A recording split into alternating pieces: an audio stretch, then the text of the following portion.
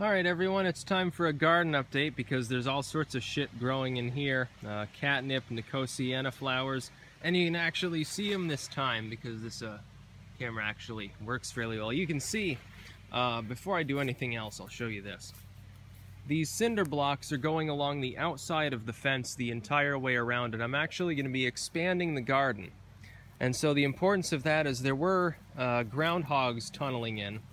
I've managed to stop them by destroying one of them, which was unfortunate. And then I said, well, I don't want to have to do that again, so I'll just surround the whole fence with cinder blocks. And, you know, if they're digging under that, then bless them. I don't care if they come in, if they're willing to go through all that trouble. But so far, nothing's actually gotten in. And you can see they're not exactly even. I'll smooth them out a little bit. But I need about a half a dozen more on that side, like 2 or 3 more on the other side. And then 2 sides are totally done. What I'm going to do then, because it'll be raised up, is mulch all this. Because one of the problems was always this has a slope to it of about 3 or 4 degrees. I can actually mulch it now because the fence is there, and that'll actually help to prevent things from coming in further. You can see there's a hell of a lot of chamomile at the end of every bed. Most of it has gone by, but you got to realize it puts out these. It'll put out additional flowers once the first wave is done.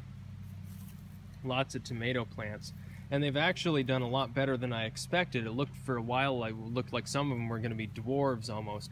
I gotta pop this one back into its cage, somehow slipped out.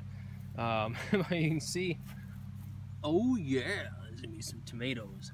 Oh yeah, it's gonna be great. It's gonna be tasty. And I weeded everything out here for the most part too. Most of these have gone by. The Artemisia absinthium has not. You'd probably like take that all off, and you'd probably get high off it if you wanted to. I wouldn't recommend it though. It's probably not a great idea.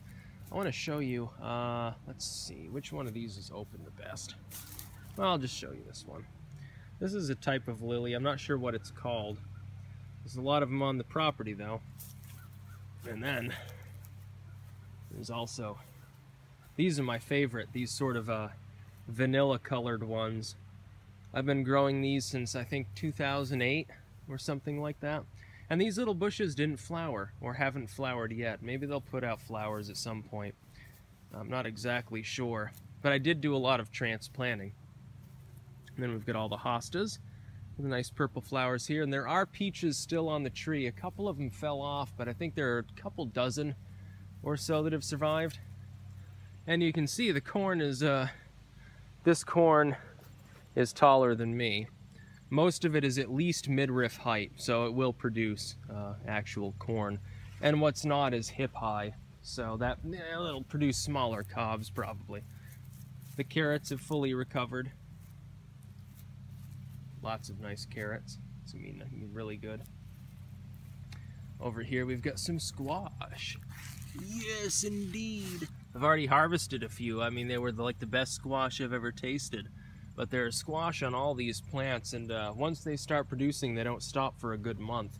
And these don't have any disease in them. They're totally bushy. They're literally perfect. I don't know how I accomplished that, but you look at the zucchinis, and they're kind of fucked up. I don't know what I did wrong with these or what I did right with the yellow squash. I really have, I mean, I didn't grow a squash here for a couple years, so I don't know why they got diseased. This one's like the only one that looks halfway decent. All the rest are starting to wilt. I don't exactly know. Some plants are cantankerous on our soil. Then we've got these heavenly blue morning glories climbing up the little pieces of fence here. Lots and lots of that. Some people think that'll take over. It won't. It'll never actually get a chance to go to seed. You can see, one thing you got to realize with Nicotiana, it puts out its first flowers. It smells, by the way, at night when it opens up. It smells so good you have no understanding. You plant like a bunch of that, it's like the greatest thing ever. And it comes in all these different colors. Some of it's more of a purple, purplish, like a violet color. Some of it is a very light pink. Some of it is very white. And then it's got sort of an off crimson color. And occasionally you get some crosses between those, or some mutated color, but not really. Most of it's white, which is actually my favorite color. Though for some reason the white ones seem to do better. I'm not exactly sure why. But they'll put up the top spike and that'll flower. When that's done, more spikes will appear at every leaf, and so it'll keep flowering until a heavy frost. They can tolerate a light frost, actually. Like, they are cold hardy partially. See our friend the bumblebee here. Come on, land. Jesus. Yeah, show off your bumbleness. These beans have recovered from getting eaten by the groundhog that I smashed over the head and killed.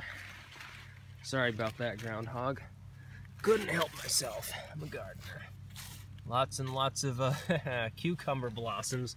Those little plants will actually produce fairly well.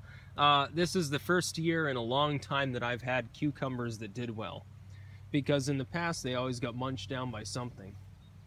And also, and as an aside, this is one of those sunflower plants that's bushy, and each one of the side stems produces a flower.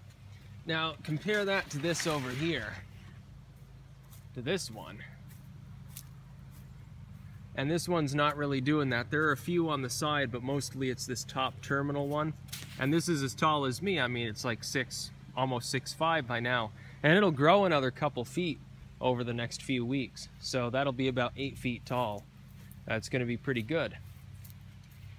And the pumpkins in there, I realized those didn't do much, but they're in the shade, so I didn't expect them to. I just wanted to pop something in there for the sake of putting it in there. But literally, the whole garden is, it's way, way better than it was in the past. And look at this shit. Looks so good. And the beets here are doing really well. Some of them are big.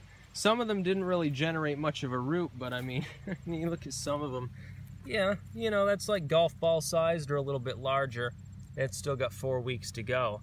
And you got to realize with beets, like, you can plant them before the frosts are totally over, when there's just a few light frosts. Which means you can leave them in and they'll keep surviving and keep growing for a few weeks after you've gotten a light frost too. So there's no real problem. But I've got, there are so many yellow squash in this patch that are coming out. And they only take 2 or 3 days really to mature. It's like the greatest thing ever. I also think that I finally destroyed all the henbane on the property. There were 4 or 5 plants still out in the field. I destroyed those, and there was one here in the garden, actually near the beets, that came up. That stuff spreads voraciously, but other than the zucchini, which is pretty shitty, honestly, yeah, that didn't do it. I'm considering just pulling it all out and burning it to keep it from infecting the yellow squash. The corn did well. The beans have recovered from being eaten down. All those, you can see. They got little beans on them, yes. String beans. Or bush beans or whatever the hell. They're just all beans, who cares? I mean, look at this. This is one chamomile plant here. I'm not shitting you. This whole patch, almost a yard wide, this is one fucking plant. Look at all the flowers. You wouldn't believe... Ooh, there's something living in there. Is that a grasshopper or a toad or something? Oh, come on. Show everybody what you are. I'll leave you alone. You wouldn't believe how good this smells. Like at night, you like rub your hands on it. Smell your hand. It's like the best thing ever. It's like one of the few things that gets me giddy. That's one plant. Because in each of these rows, I just had 2 plants planted. You know, I took them from other parts of the garden, put them on the end. I figured, well, chamomile gets along with everything. It'll look nice as kind of a border. And it'll, you know, it'll be covered in flowers, and they'll last for several months. And then, by the way, for those who don't know it, this is sweet and sour, or at least that's what we call it in Vermont. I'm not sure what the actual scientific name is, but if you chew this up, it tastes sour a little bit. It also smells kind of funny because it's been the chamomile, but look at all those. I mean, from one plant. Can you believe it? And I didn't even do anything for it. I weeded it a couple times. I didn't fertilize it. I think I watered these chamomile plants twice since May. And that's all I did for them. And look how big they get. You realize how much tea that is once it's dried? It's like a couple boxes of tea all on its own. Just from the flowers that are already there, there are more coming. This will keep flowering well into September, too. Sometimes they flower into October. But, yeah, the garden's really going well this year. This, not so much. The collards got, I don't know, something, I think the groundhog got in and ate those when it was at large too. And you can see the difference. Those chamomile plants over there are full, green, bushy, really nice. These ones are nice too, right in the middle of the carrots. You know, some of these. These ones, meanwhile, are a little bit fucked up looking. I don't know, there were some that were stunted.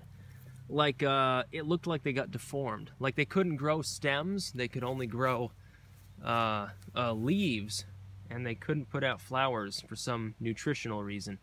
And you can see, this is one of those bushes. It's gonna flower. Oh man, that's one of my favorite flowers, and I don't even know exactly what it's called. Maybe you can tell me. What is that? It's got pink flowers, big bushy, lasts for several months, again, just like chamomile. I'm slowly transferring the garden over to plants that flower for long periods. Nicotiana always does that. Heavenly Blue Morning Glory is like my favorite flower, so I'll plant that anyway. Other than that, though, I want stuff that'll flower more. Trust me, though, I can already not wait until next summer, because next year, I tell you what I'm going to do. This may look a little odd here. Jesus Christ, I can't even see past the sun. Once this tree's moved, this whole area is becoming part of the garden. It's going to have 3 or 4 new beds. But yeah, you can see how wonderful it is.